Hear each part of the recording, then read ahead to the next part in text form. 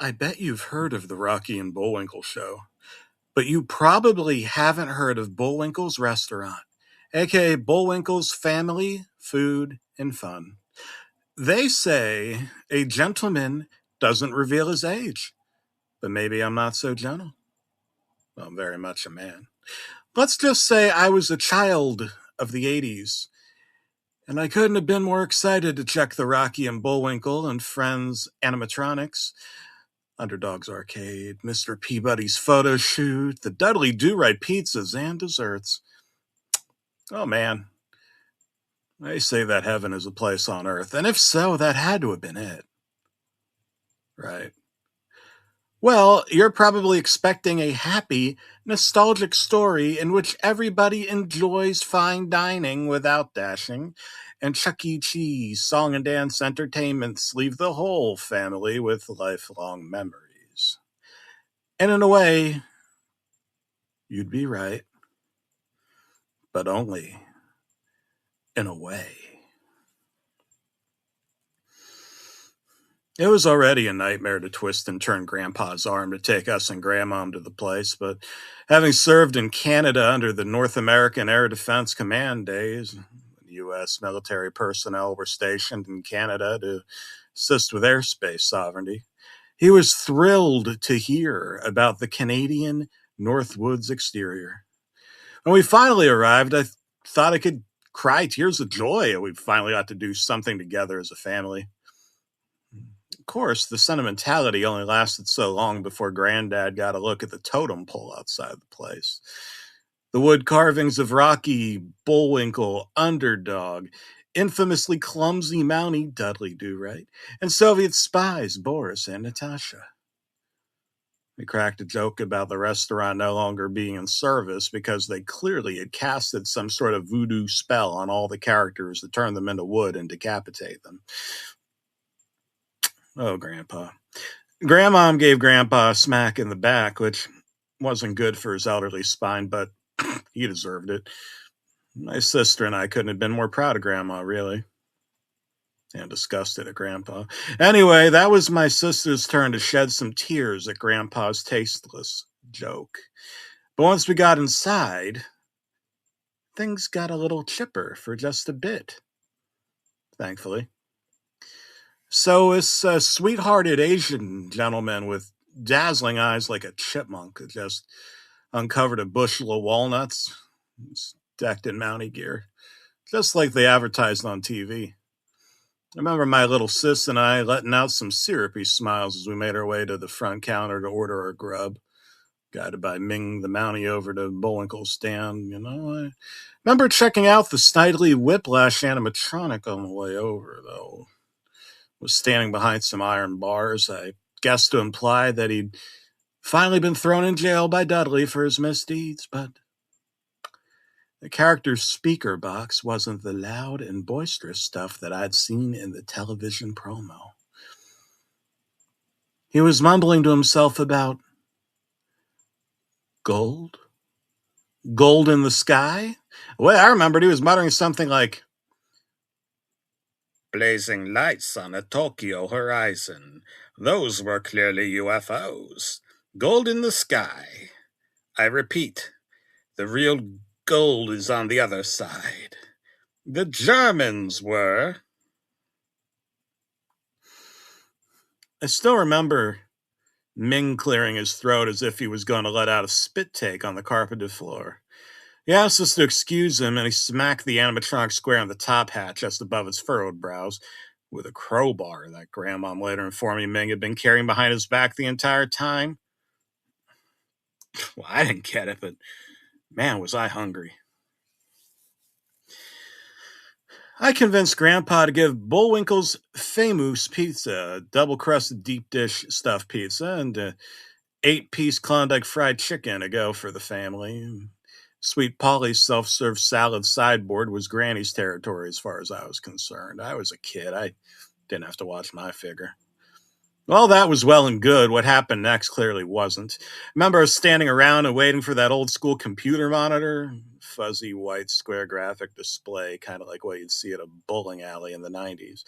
Spare order, but Man, oh man, I could hear Snidely yapping to himself some more about how Italy's moose population was about to go extinct, and Mussolini, that is, should have taken the Führer's invitation to chill out in his very own bunker. I didn't look, but I'd already memorized the sound by heart. It was Ming's crowbar, a sight I'd never have to see again, I figured. So I shrugged and felt a little nervous, but ultimately, I shrugged it off. Besides, we'd finally made it to why I had wanted all four of us to come along in the first place, not the desserts and beverages. Grandpa was already up in arms about having to pay so much for the other food for the four of us, saying he could have just picked up a pizza and we could have stayed and watched a football game at home or, I don't know, something. But the main dining room, Bullwinkle's showroom, no, it wasn't because we finally got to eat. I forget if the food was even any good, to be quite honest with you. Because it was time for the animatronics show. Bullwinkle with his banjo, Rocky the flying squirrel with what I figure is one of those old school basses that you place on the floor and pick or string. Oh man, this is going to be a blast. Just like I'd seen on the television promos, the curtain was going to go down and up as they faked a malfunction and claimed the characters were being booed off set, with Dudley practically yodeling to keep the crowd's attention. Oh man, this was going to be a hoot and holler. In fact, I was so focused that it took some minutes before I realized the four of us were the only human beings there. Ming, presumably, had gone off to show some more customers in or snap Snidely Whiplash's spine open with his metallic wonder bar or whatever. Well, I'm telling you my story. And if it was just food and fun, then I wouldn't be telling you it. There are tons of people on YouTube with greater attention to detail and passion in their voice than little old me, let me tell you. But what I have to tell you now is so strange. Wasn't even hidden. It's right there in plain view. I have no words, and I've had decades, practically a lifetime, to process it, so I'm just going to spit it out. Just like I thought old Ming was going to do to the carpeting just several minutes earlier. There were no animatronics, no clicking and clacking of Bullwinkle's jaw atop his stiff neck, no rolling around of Rocky's primitive plasticine squirrely eyeballs. Oh, the heckling Boris and Natasha were atop the stage like a clockwork centerpiece, just as advertised, all right. Why do you think they stuck around? Boris asked in a halfish Russian accent, kind of like what you'd seen in an actual cartoon episode of Rocky and Bullwinkle. It was a little bit off. Darling, perhaps they're as stuck as we are, but we're hopelessly attached to this wall. That sounded kind of like Natasha, but it was more like an American pretending to be a Cold War Arab Soviet spy. I wish we were stuck to that sky in those planes, but the Foo Fighters, ogling that gold. Okay, this is really beginning to get to me at this point. What gold? I got up from my seat, banging the table, practically screaming. Grandma told me to hush, and Grandpa chuckled, apparently actually admiring my spunk, which was a very Grandpa thing to do, admittedly. Boris and Natasha bantered for several minutes about whether you can see into the face of God without going blind, if the Germans would have let the Japanese keep control of Eastern Asia. What was even going on? This wasn't part of the normal show, I was sure. Well, to make a long story short, Dudley Do-Right never showed up.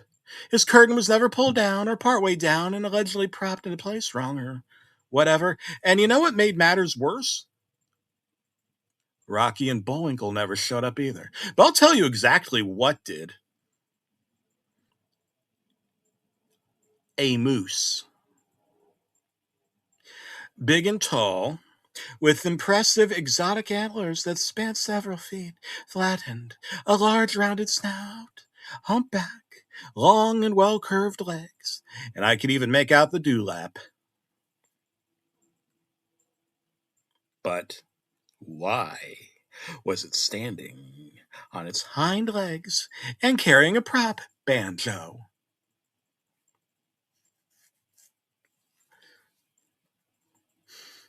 When the door ripped open and the light of the window shone upon Ming's Mountie costume and face, I was half expecting an explanation, or really entirely was.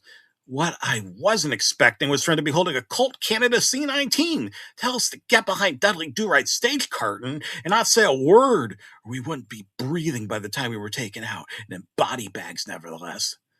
I can't even begin to say what the sting of that crowbar felt like to the back of my cranium. I'm fairly certain I was concussed, and that's why I can't remember being bound and gagged and the family being separated. But it could just be that my mind is blocking out my childhood trauma to protect me.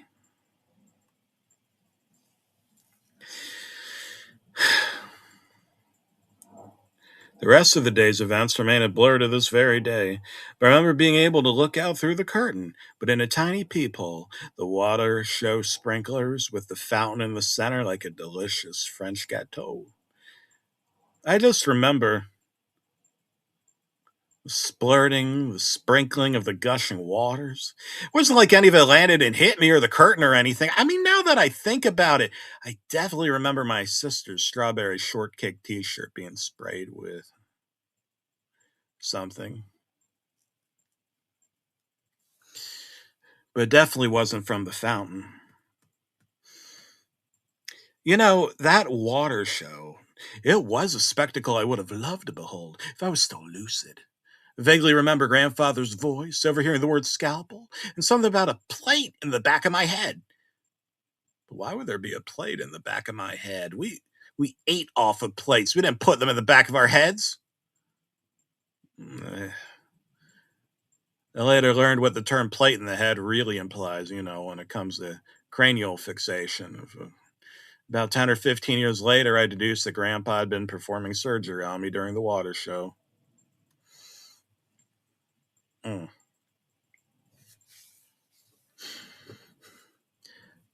Underdog's mighty metropolis. I remember skee ball, but I was tossing away these hard, relatively smooth white pieces. I was told I had to do it well and that my family's lives depended on it. I remember thinking it was hyperbole, and I was in a dreamlike state in which you just assume everything is real. And maybe it was. I don't even know, I guess. It sure felt like bone. We bought some gauze pads and disinfectant from the trading post at Mr. Peabody's improbable picture place. Got my photo taken with a short, angry-looking man with a toothbrush mustache, vertical sides, roughly the width of his nose. Brown hair, blue eyes, maybe 5'9" is how I recall him. I vaguely remember him handing Grandpa a bag of gold and him saying he never wanted to show up, but that I really said I wanted to go and serve our once great nation. Some jargon about a radio transmitter inside of the smooth white surface shattered, and the guy rubbed me on the back in gratitude for destroying the evidence. Let out a laugh about how he'd pat me on the back of the head, but it was what it was.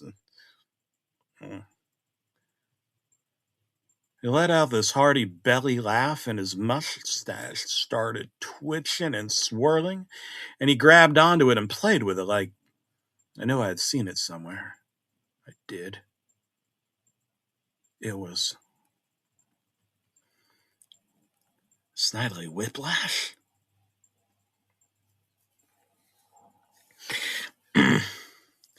Anyway, that's my Bullwinkle's restaurant experience, other than the very end, which I should be careful not to admit. I remember coming to, waking up, regaining consciousness or lucidity, however you want to put it. My vision was all black as if I'd been knocked out, and then normal.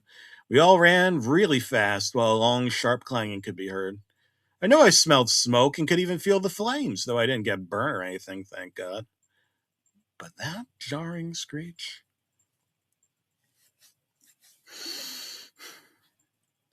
I could still recall the metallic ringing, the echoing. And then there was Bullwinkle's voice. I bet you believe in little gray spacemen, but there's nothing more alien to the human tradition than technology. Scientists are both astronauts and aliens. You may as well believe in little gray squirrels.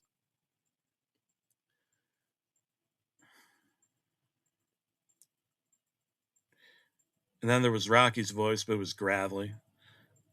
It wasn't June Foray's, and I was too busy running to make out the words clearly. Something about animal experiments and humans being animals. I remember feeling something heavy falling out of the back of my head, being woozy, and Grandma take me to the doctor after that to get something put in there to keep my brain matter sturdy. I don't much like talking about these stories anymore. I think I told you enough, really. All I know is Grandpa got a medal. I get asked a bunch of questions by medical professionals and astral projection psychobabbling weirdos every now and then. And when Grandma would get asked up until her death, she just insists that they had to put that video together and convince me it was Bullwinkle's restaurant, or otherwise we wouldn't have smartphones like we got sitting around by the barrel full today.